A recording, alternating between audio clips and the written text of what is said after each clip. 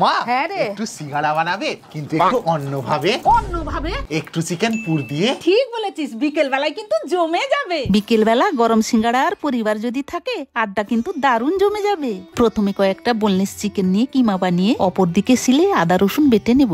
এবারে প্যান বসিয়ে Emami healthy and tasty ultralight soybean তেল দিয়ে জিরে ফোড়ন দিয়ে পেঁয়াজ কুচি কাঁচা লঙ্কা কুচি দিয়ে ভেজে আদা রসুন বাটা দিয়ে কষিয়ে লঙ্কা গুঁড়ো, হলুদ গুঁড়ো, জিরে গুঁড়ো, ধনে গুঁড়ো ও নুন দিয়ে ভেজে চিকেন গুলো দিয়ে পরিমাণ মতো নুন দিয়ে কষিয়ে সেদ্ধ করে শেষে গরম মশলা দিয়ে চিকেন পুর বানিয়ে নেব। অপরদিকে একটা পাত্রে ময়দা নিয়ে জোয়ান, নুন আর Emami healthy and tasty ultralight soybean তেল দিয়ে ময়াম দিয়ে জল দিয়ে ময়দাটাকে একটু শক্ত করে ডো বানিয়ে নেব। এবার ময়দা থেকে লেচি কেটে নিয়ে হাতের সাহায্যে গোল করে একটু মোটা করে বেলে নিয়ে মাঝের থেকে কেটে সিঙ্গাড়ার মতো ঠোঙা মুড়ে ভেতরে চিকেনের পুর ভরে ভালো করে মুখগুলো বন্ধ করে এক এক করে সিঙ্গাড়াগুলো বানিয়ে নেব।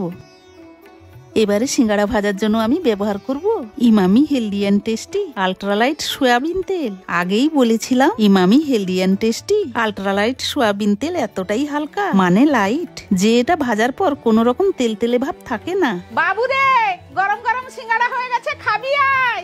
খেতে হয় খুবই খাস্তা, খুবই মুচমুচে, সুস্বাদু পুরে ভরা আর দারুন।